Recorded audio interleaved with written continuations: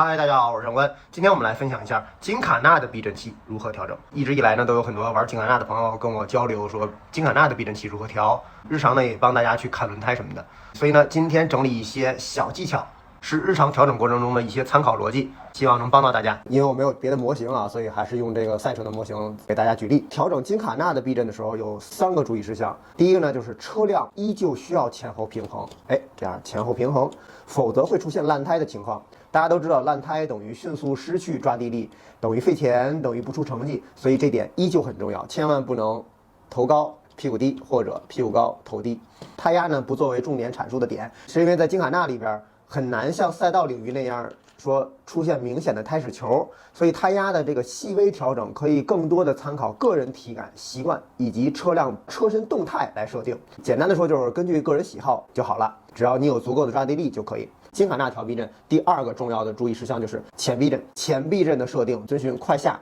慢弹的这个逻辑，能在短时间内迅速的压缩前避震的形成，达到快速转向的目的，但依旧不能触底。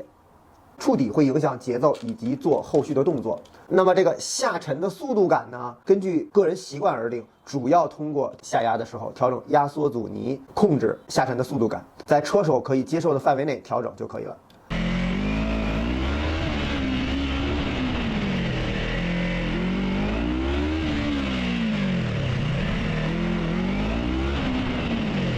前避震的回弹速度，上一期说回弹速度的那个视频里有讲，这里呢我们重点来阐述一下。首先呢，金卡纳的竞技性决定车辆在急加速、急减速之间切换，基于安全、稳定、有足够抓地力的需求，回弹设定相对街道、赛道来说要再慢一些。虽然现在说的是前避震啊，但是我前避震不能动，所以我们以后避震来说，回弹速度要比街道跟赛道慢一些，比如这样，要慢一些。这个是金卡纳大概的速度感。为什么呢？因为金卡纳它是短时间内油门迅速开大，如果回弹速度比较快，本来想这样拐，结果呢回弹速度过快，你就容易往那边走，还得拉着车再回来，会影响你的圈速。当然呢，也不能因为过慢的回弹速度导致丢前轮，因为你一给油的时候重心后移，前避震变长，那么这个时候如果回弹速度过慢，就会导致在某一瞬间前轮失去了抓地力，因为其实是靠回弹把轮胎顶在地上，这样我们才能有足够的抓地力。但是如果你的回弹速度过慢，那么在你给油的时候，在某一瞬间就可能导致这个轮啪丢了，容易摔车。所以不能回弹速度过慢导致丢前轮或者前轮产生漂移的行为，这样也不稳。调回弹第2点呢，是基于车手的需求，几乎每个金卡纳的车手都不希望在急加速的时候车头有明显的过度的起头的情况。这里说的起头啊，不是抬头啊，是前避震伸长的时候车头有这种抬高的迹象，定义为起头，不希望有这种过度的起头现象出现。那如果出现明显的起头，一呢是影响车手的内心的安定感，怕摔车；第2呢是影响后续的操作，多了一些累赘感，因为你车头起来了，然后我再去过弯啊、重刹啊，车头还得下来，然后甚至再多一些多余的动作，然后会有一些累赘感。所以这个前避震变长的这个感觉，我们需要可控。控制这个起头感也有3种方法。第一个呢，就是后避震的支撑性要合适，因为我们给油的时候，后避震是要压缩的。如果后避震支撑性不好，然后比较软，那给油的时候车变成这样，对吧？如果后避震支撑性很少，那一个是沉屁股感，一个是起头感，会非常明显。后避震的支撑性要通过后避震的预载，通过后避震的压缩阻尼来控制，也就是给油的时候车辆不可以有大幅度的下沉，你可以轻轻的下沉，或者是没有下沉感，这都可以通过预载跟压缩的调整调到你觉得合适的状态。因为有的车手喜欢轻轻的有一点点，有的车手就喜欢硬邦邦的啊，这个无所谓的。所以如果下沉明显，那么前面的起头感也会明显。第2种方法就是增加前避震的回弹阻尼，但是有一个前提是在前轮不外抛也不漂移的前提下，回弹阻尼加大会减缓车起头的这个感觉，但是前提是必须遵守的，否则会容易摔车。还有一个第3种办法，这个办法慎用啊，就是调整前避震的这个 top out 的量，就是前避震突出上3星的这个量，这个叫 top out。以前我们讲过，把这个量增加呢，其实就是让避震器往上捅，从而减小前避震的总行程，间接影响车辆起头感。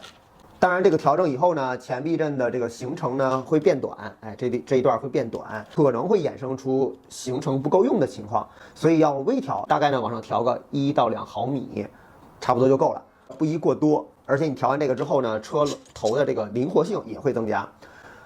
所以这个就是调整前避震的回弹时注意的3种方法。前避震说完，我们说后避震的调整逻辑。后避震也要遵循3个基础逻辑，首先呢就是要有静态下沉量。哎，这个静态下沉量。第二个呢是给油时屁股不往下沉，以及第3个给油时后轮不滑、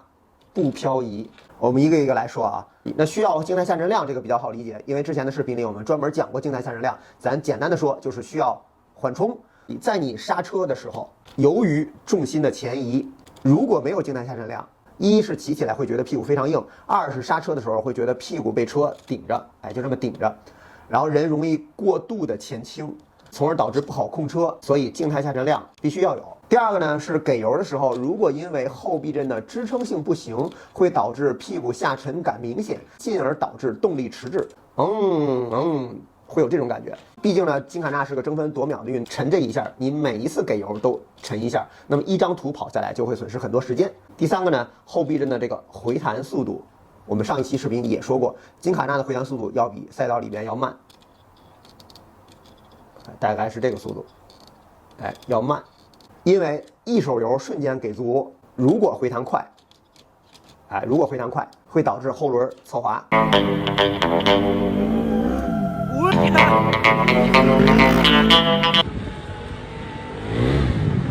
所以调到给油不打滑，直接转向就可以。当然也不能回弹速度过慢，导致漂移的情况出现，甚至丢后轮。所以总结一下。调金卡纳有3个最大的注意事项，就是车辆需要平衡，前避震快下慢弹，但是慢弹有讲究。后避震调整有3个遵循的逻辑，就是要有静态下沉量，给油的时候下沉不能太明显，回弹也不能打滑或者漂移。以上就是玩金卡纳的时候初期调整避震器需要注意的几个事项，希望能够帮助屏幕前的你。当然还有一个更多的细节，我们日后再去拍其他影片，再给大家细说。好，今儿就到这儿，关注我，了解更多机车知识，我们下期见了，拜拜。